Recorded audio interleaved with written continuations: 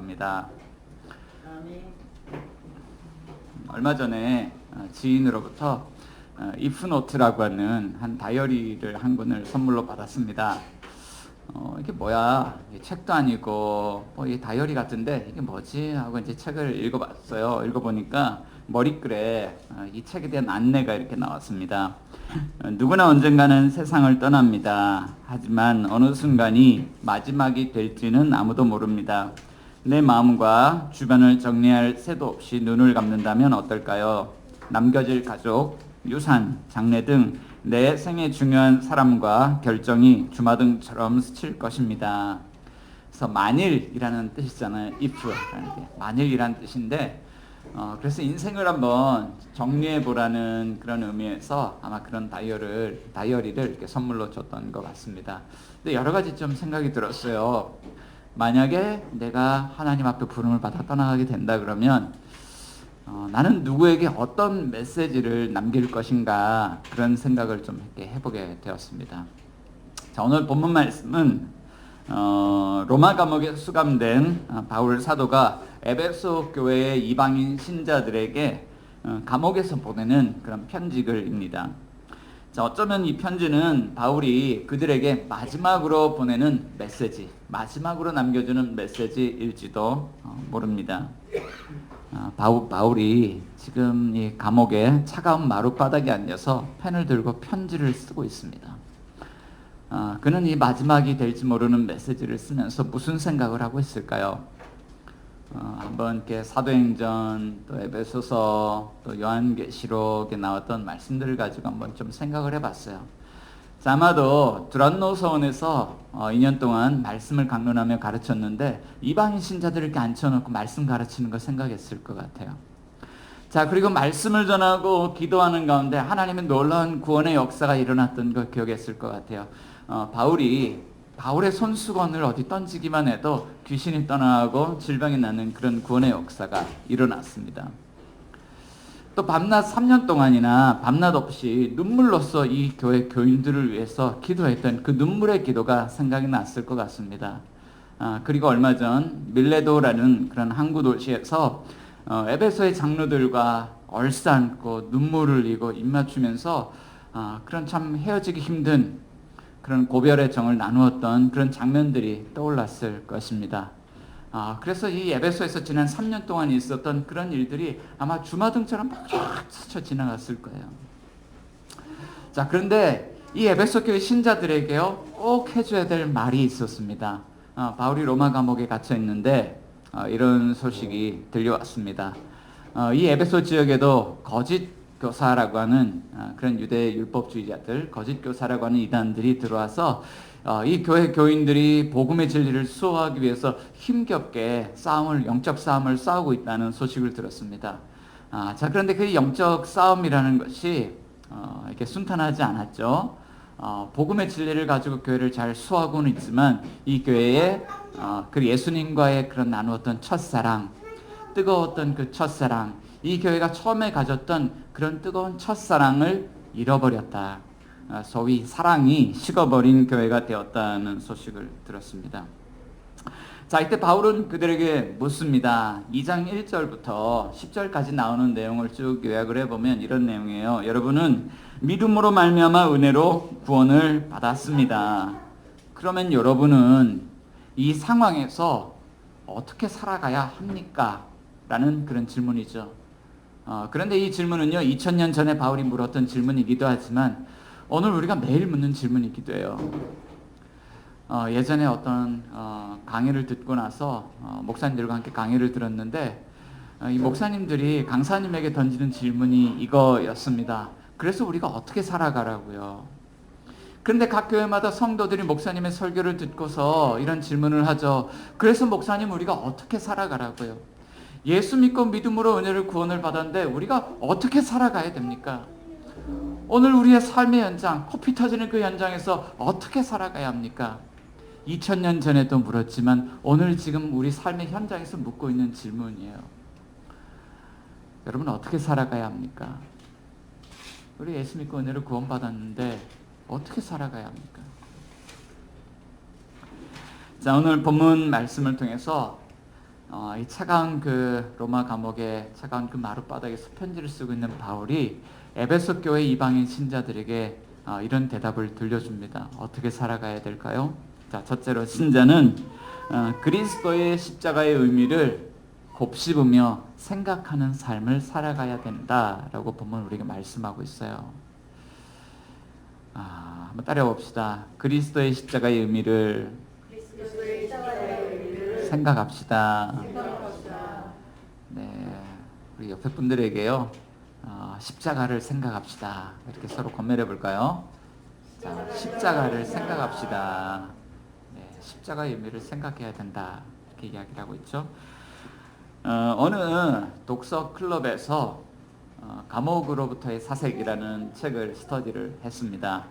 신영복 교수님이 감옥에 갇혀 있을 때 이렇게 그런 어떤 쪽지에다가 이렇게 편지 글들을 적었던 것을 모아놓은 그런 책인데요. 신영복 교수님이 감옥에 갇혀 있었지만 갇혀 있는 동안에 이런 습관이 생겼다라고 이야기를 해요. 동일한 문제로 여러 차례 걸쳐서 거듭 생각하는 버릇이 생겼습니다. 뭐 읽을 책은 없지만 이런 여러 가지 그런 삶의 문제를 놓고 고민하고 생각을 하는 거예요. 자, 그런데 로마 감옥에 갇혀 있는 바울 또한 에베소의 신자들에게 이런 권면을 하고 있는 것이죠. 여러분 이런 습관을 가지세요. 여러분 생각하십시오라는 거예요. 자, 오늘 본문 11절부터 13절까지 말씀 가운데 보면 우리 그리스도인이 예수 믿고 은혜로 구원받은 우리 신자들이 생각해야 될 그 삶에 대해서 이야기를 하고 있어요. 예수 믿은 것 때문에 우리의 삶이 이렇게 변화되었습니다. 우리 삶을 변화시키는 것이 바로 예수 그리스도의 십자가입니다. 라는 것을 이야기를 하고 있죠. 자, 사도 바울은 예수 믿은 그 사건을 놓고 예수 믿기 이전과 이후의 삶으로 나누어서 에베소의 이방인 신자들이 어떤 변화를 겪었는지 알려줘요.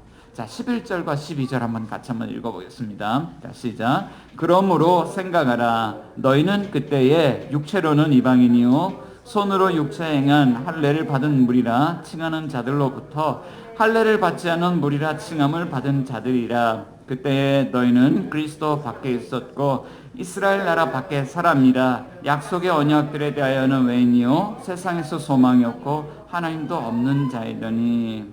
자, 11절. 그러므로 생각하라. 너희는 그때에, 그렇죠. 자, 그때는요 예수 믿기 이전이에요. 너희는 그때에 육체로는 이방인이었고 할례 받은 사람들로부터 무할례자라는 소리를 들었던 사람들이다. 이렇게 이야기를 해요. 자, 그때에 예수 믿기 전에 이방인이었고 무할례자였습니다. 자, 그런데 이것이 무할례자라고 하는 것이 어떤 의미가 있을까요? 자, 12절에 이어서 이방인이고 무할례자라는 것이 어떤 것을 의미하는지 12절에서 또 이야기를 하고 있죠. 자, 여기서는 밖에 있다는 이야기를 해요. 어디 밖에 있다. 너희는 외인이다 라는 이야기를 이렇게 하고 있죠. 자, 그러니까 유대인들 할례 받은 사람들은 내부자고요. 이 이방인들 무할례 할례가 없는 사람들은 외부인이에요. 자, 내부에 들어와야 누릴 수 있는 어떤 특권들이 있는데 외부인들은 들어와서 그것을 누릴 자격이 있습니까? 없습니까? 자격이 없는 사람들이란 이야기죠. 자, 그럼 내부 사람들은 어떤 특권을 누리고 이 외부인들, 이방인들이 누리지 못하는 특권이 뭘까요?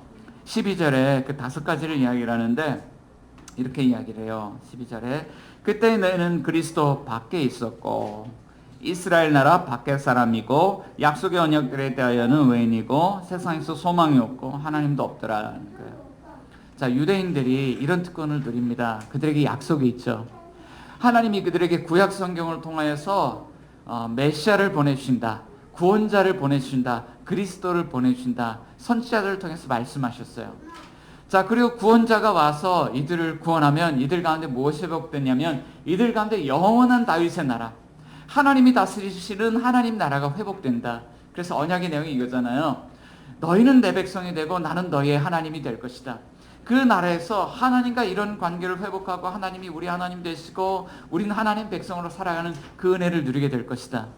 지금 우리의 삶 속에는 이 세상에 죄악의 문제가 가득하고 실존적인 고통의 문제가 가득하지만 그 하나님 나라, 메시아가 오셔서 그 하나님 나라를 회복해 주시면 우리는 하나님이 우리를 구원하신 기쁨과 감격 속에서 하나님을 예배하며 찬송하며 하나님과 교제하며 그런 놀라운 삶을 살아가게 될 것이다.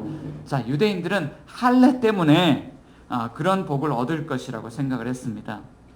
자, 그러니까 예수 믿기 이전에 이방인 신자들은 할례가 없기 때문에 그런 특권으로부터 제외되었다는 것이죠. 하지만 바울이 아니라는 거예요. 너희들에게 이런 변화가 일어났다라고 이야기합니다. 13절 한번 읽어보겠습니다. 13절 시작. 이제는 전에 멀리 있던 너희가 그리스도 예수 안에서 그리스도의 피로 가까워졌느니라. 자, 여기에 아주 표현이 이렇게 뒤바뀐 표현들이 있어요. 밖에 있다는 표현은 안에 있다로 바뀌었습니다. 멀리 있다는 표현은 가까워졌다라는 표현으로 바뀌었습니다. 자, 전에는 외부인들이었지만 이제는 너희도 내부에 들어와서 그 유대인들이 가진 특권들을 다 누릴 수 있는 그런 자격이 너에게도 주어졌다라고 이야기를 하죠. 자, 그 자격이 어디에서 생겼습니까? 자, 오늘 본문 가운데 보면 그리스도의 피로 자격이 생겼다라고 이야기를 해요. 여러분, 자격이 주어지는 것이 얼마나 놀라운 은혜인지 몰라요. 자격이 있고 없고가 우리의 삶은 안과 밖으로 나누어 놓습니다. 몇 해 전에 저희 아이들과 함께 용인에 있는 에버랜드에 놀러 간 일이 있습니다.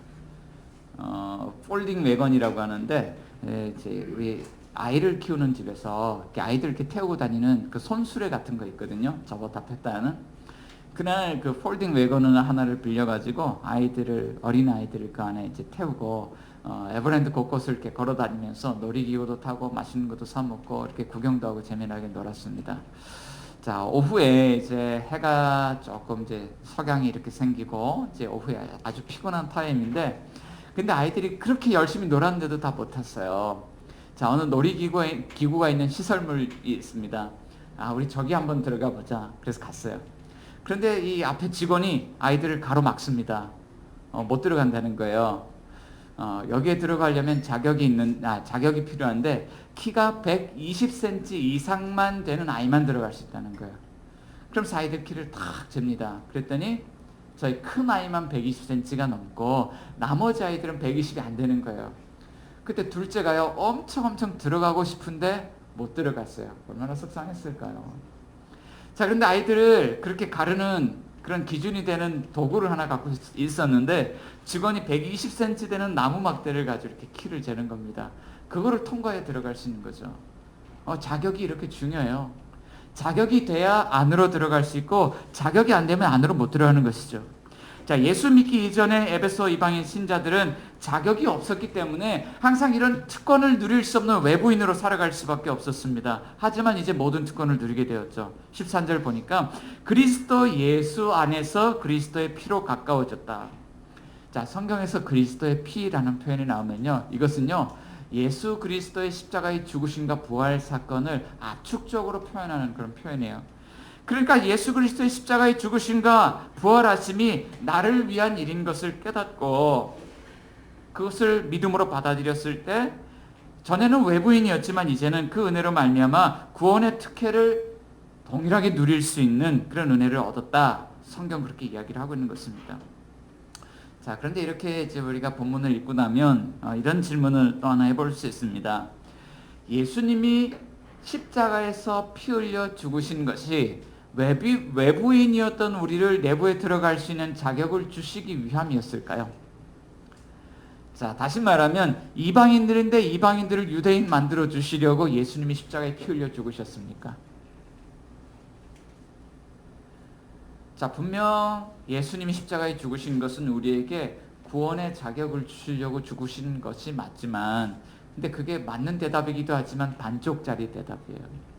자, 오늘 본문은 바울이 거기에서 멈추지 않고 예수님이 십자가에서 피 흘려 죽으셔야만 했던 그 궁극적인 이유와 목적에 대해서 이야기를 하고 있어요. 자, 둘째로 예수님은 우리를 화해의 공동체로 하나님을 예배하게 하시려고 죽으셨다라고 말씀하고 있습니다.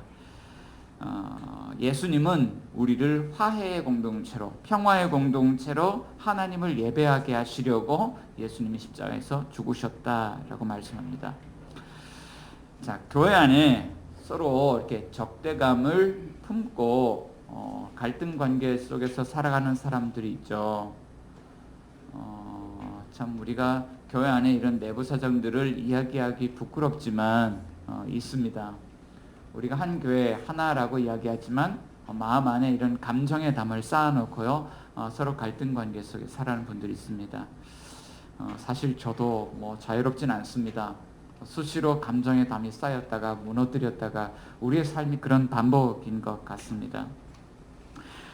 당시 에베소 교회 안에 유대인과 이방인 신자들 사이의 관계가 그러했습니다. 당시 초대교회 안에 소위 거짓 교사라 불리는 유대 율법자들이 들어와서 교회를 어지럽게 해요. 너희가 예수 믿는 것만으로는 안 되고 할례도 받고 율법을 지켜야 된다는 것을 가르칩니다. 자, 그러면서 마치 이방인 신자들에게 뭔가 구원이 부족한 것처럼 자꾸 이야기를 합니다. 자, 그러니까 유대인과 이방인 사이에 감정의 골이 생기기 시작해요. 아니다, 우리는 구원받았다. 아니다, 너희의 구원이 부족하다. 그러니까 유대인 신자들과 이방인 신자들 사이에 이런 거짓 이단들 때문에 마음의 감정의 골이 패이기 시작했습니다. 자, 이방인 신자들에게 이 문제를 극복할 대안이 필요했습니다. 이때 로마 감옥에 갇혀있는 바울 사도가 그들에게 이 이야기를 해주는 거예요. 그러므로 여러분 생각하십시오. 여러분은 그리스도 예수 안에서 그리스도의 피로 가까워졌습니다. 자, 아까도 우리가 질문했지만 예수님께서 십자가에 못 박히신 것이 이방인을 유대인 만들려고 예수님이 죽으셨나? 여러분, 우리를 유대인 만들려고 예수님 십자가에 죽으셨습니까? 자, 오늘 본문 안에서는 바울에 갇힌 로마 감옥에 갇혀 있는 그 바울 사도가 이 문제를 가지고 아주 전혀 다르게 우리에게 대답해주고 있는 거예요. 자, 그리스도께서 십자가에서 피 흘려 죽으셔야만 했던 궁극적인 이유, 목적 두 가지. 자, 첫 번째는요, 이전과는 완전히 다른 새로운 종류의 인류를 탄생시킨다. 목적, 첫 번째 목적이에요. 자, 목적은 이전과는 다른 완전히 새로운 종류의 인류를 탄생시키기 위해서. 자, 14절과 15절, 이게 무슨 이야기인지 한번 읽어볼게요. 14절, 15절 같이 한번 읽어보겠습니다. 시작. 그는 우리의 화평이신지라 둘로 하나를 만드사 원수된 것 곧 중간에 막힌 담을 자기 육체로 하시고 법조문으로 된 계명의 율법을 폐하셨으니 이는 이 둘로 자기 안에서 한 세 사람을 지어 화평하게 하시고. 자, 여기서 이제 예수님이 십자가에서 행하신 일이 나오죠.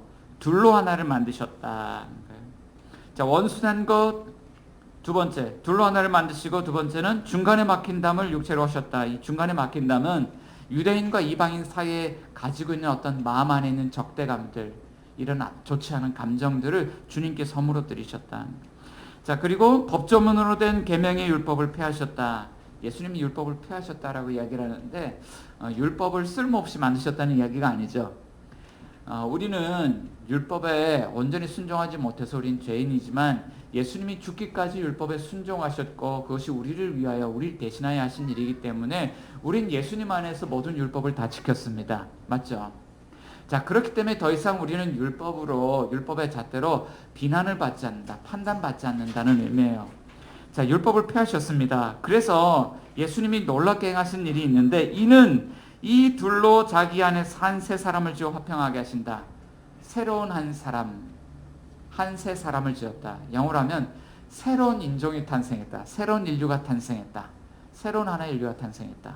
전에는 유대인과 이방인이었지만 예수님 때문에 새로운 인종이 탄생했어요. 어떤 사람들일까요? 원유맨, 새로운 인류. 그게 바로 그리스도인이에요. 예수 믿기 때문에 유대인들이 어떻게 됐냐면 그리스도인이 됐고, 예수 믿기 때문에 이방인들이 어떻게 됐냐면 이방인들이 그리스도인이 되었다라고 하는 거예요.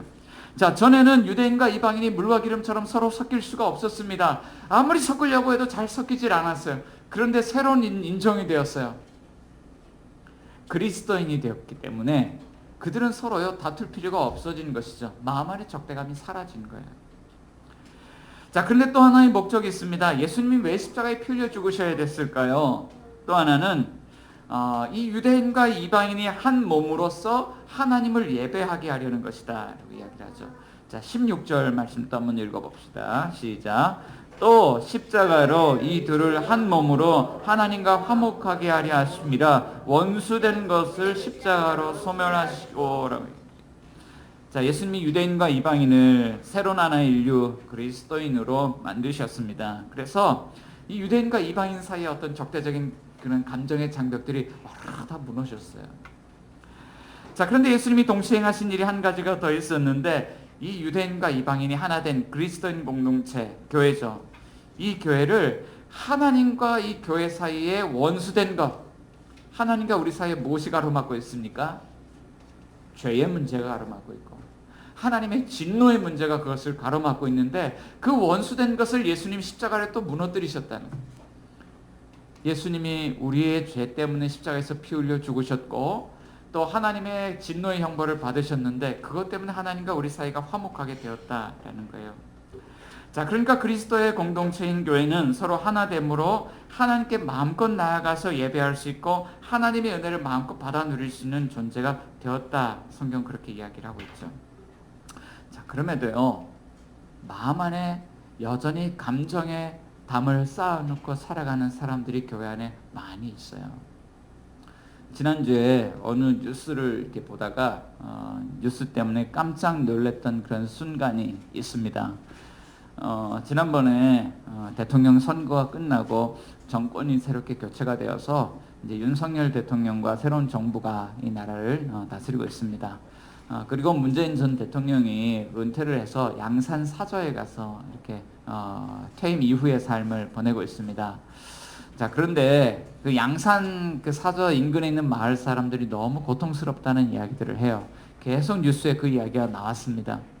자, 그 이유는요, 문재인 대통령에게 감정을 가진 어떤 보수 시민단체 회원들이 해가 뜰 때부터 해가 질 때까지 그 차에다 큰 확성기를 달아놓고 욕설과 비방이 담긴 말들을 하루 종일 방송을 틀어서 쏟아내기 때문입니다. 도대체 사람들을 왜 이렇게 서로 괴롭게 할까? 저는 그것에 대해서 이렇게만 생각을 했습니다. 그런데 뉴스를 보고 있는데 실제 그 장면을 이렇게 보면서 깜짝 놀랐어요. 자, 확성기를 감싸고 있는 현수막이 삼면에 이렇게 붙어 있었는데 그 현수막에요, 십자가가 걸려 있었습니다. 빨간색 바탕에 하얀색 바탕에 말씀이 적혀 있는 십자가.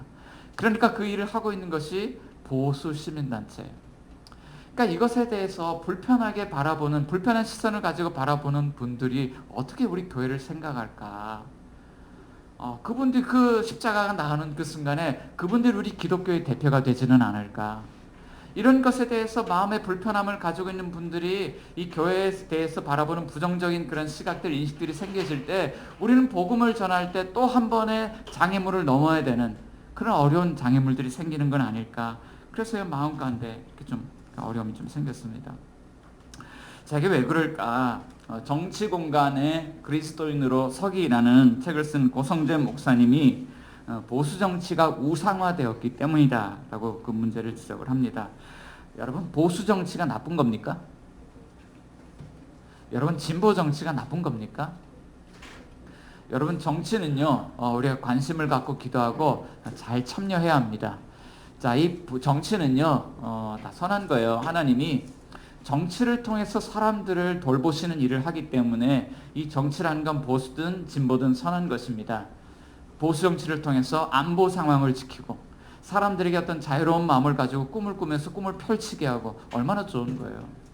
또 진보 정치가 또 얼마나 좋습니까? 이 진보 정치 때문에 소외되고 연약한 가난한 이웃들을 돌보고 또 사회 정의가 왜곡될 때 사회 정의를 바로잡을 수 있는 일들을 진보 정치가 하는 것입니다. 이 정치는 하나님이 사람들을 돌보시는 선한 도구입니다. 문제는요, 이것을 우상화할 때라는 거예요. 여러분, 보수 정치가 하나님을 대체할 수 있습니까? 여러분, 진보 정치가 하나님을 대체할 수 있습니까? 자, 그러니까 보수나 진보는요, 하나님이 될 수 없습니다. 다만 보수도 완벽하지 않고 진보도 완벽하지 않은데 보수와 진보에 속한 모든 그런 정치에 참여하는 분들이 그들에게 뭐가 필요하냐면 하나님의 구원이 모두에게 필요하다 것이죠. 부끄러운 이야기지만요, 저도 제 안에 있는 이런 감정의 골들이 생길 때, 감정 문제를 잘 다루지 못해서 어려움을 겪을 때가 있어요. 오늘 저의 개인적인 이야기를 조금 나누려고 하는데 이것이 맞다 틀리다 뭐 이렇게 판단을 요구하는 것은 아니고요. 우리 모두에게 복음이 필요합니다라는 이야기를 좀 나누려고 해요.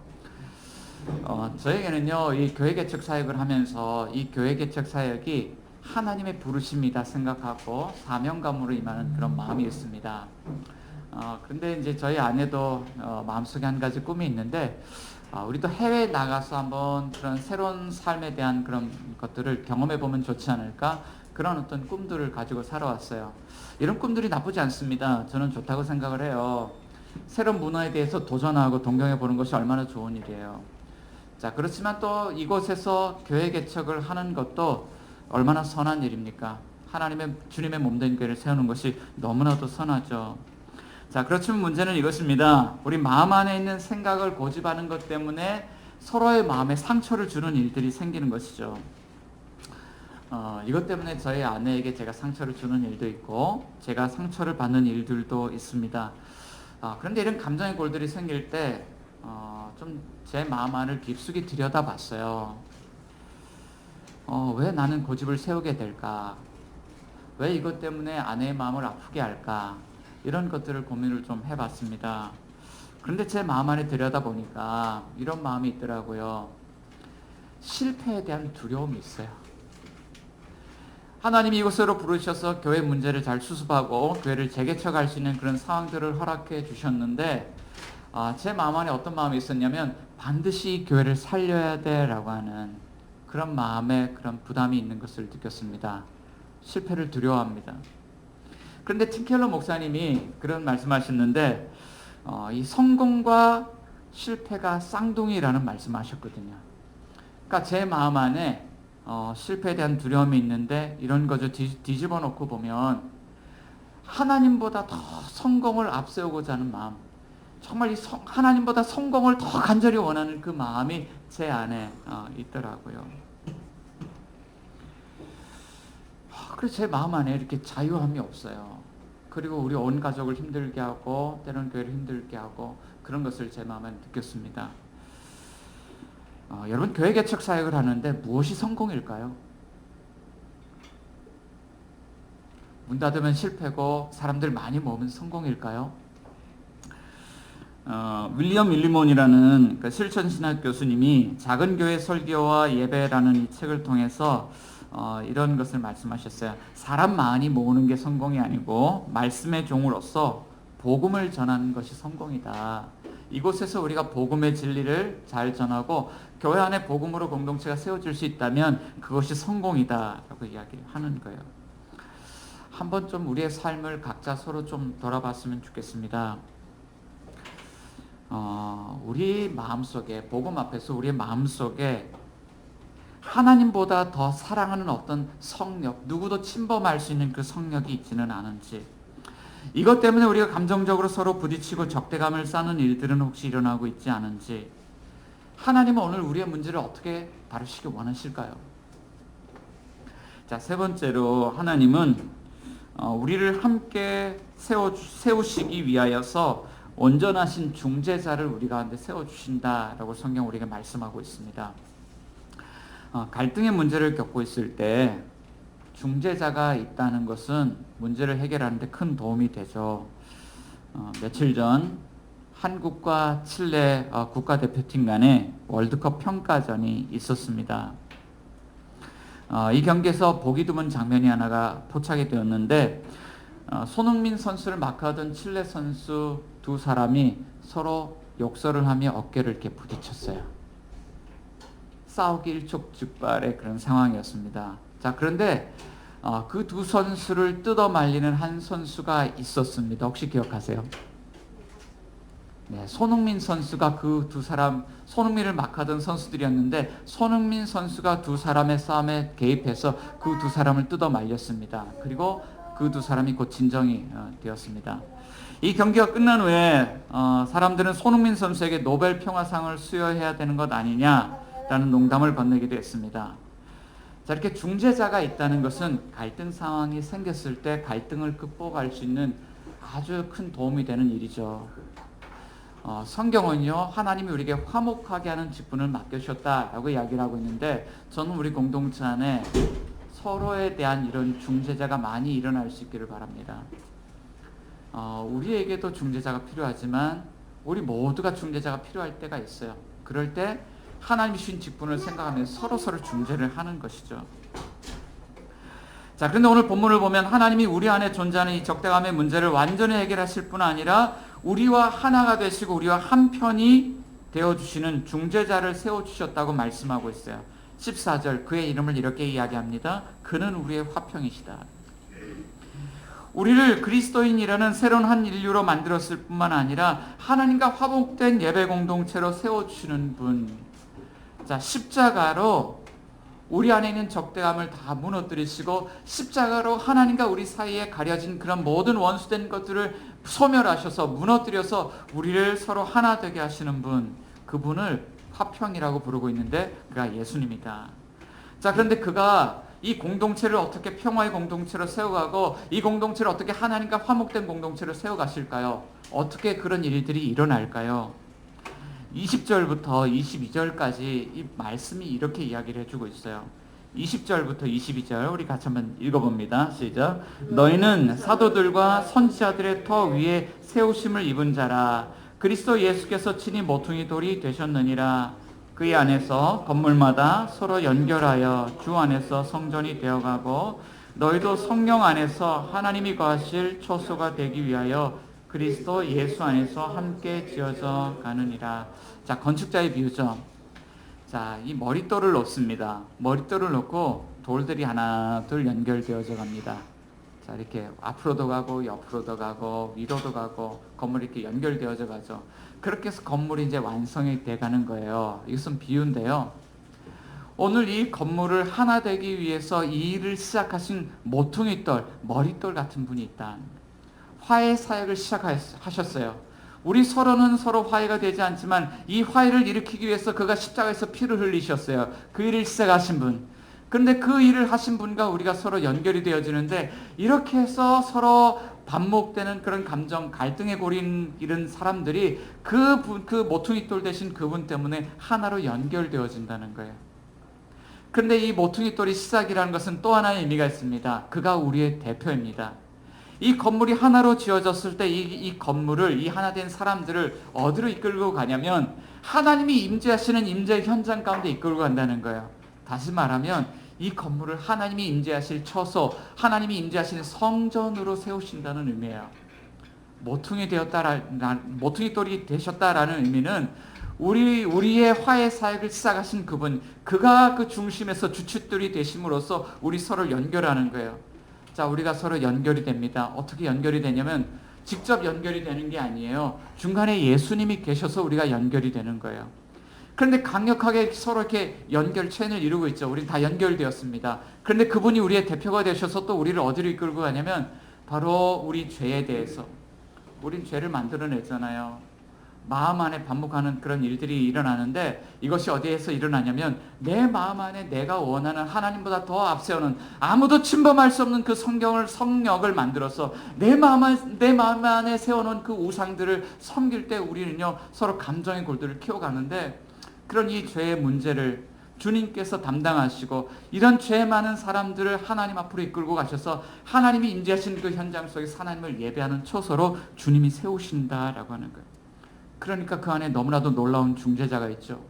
어디 멀리서 우리가 돈을 주고 중재자를 사오는 것이 아니라 우리의 문제를 완전히 담당하셨을 뿐만 아니라 우리 서로를 연결하고 하나님과 연결해주는 완전한 중재자가 우리와 온전히 하나가 되셔서 우리를 이끌어주고 계신다. 그게 누굽니까?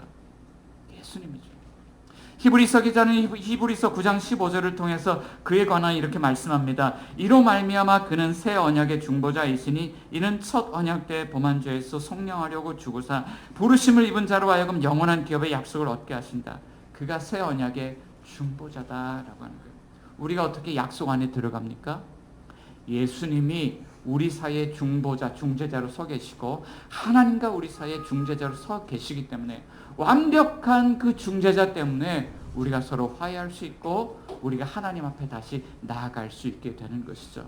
우리에게 누가 필요합니까? 예수님이 필요합니다.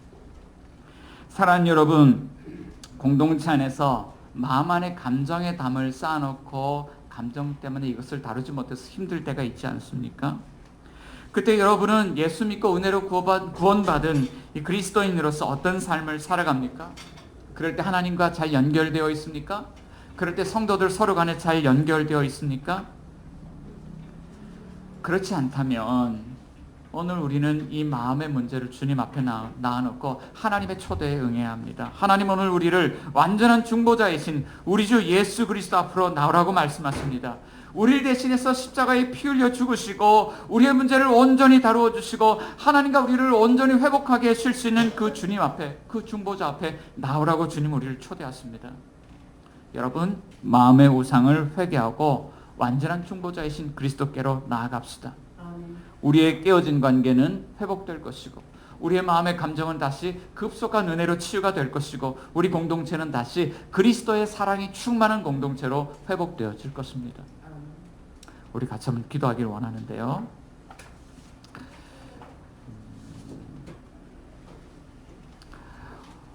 우리 모두에게는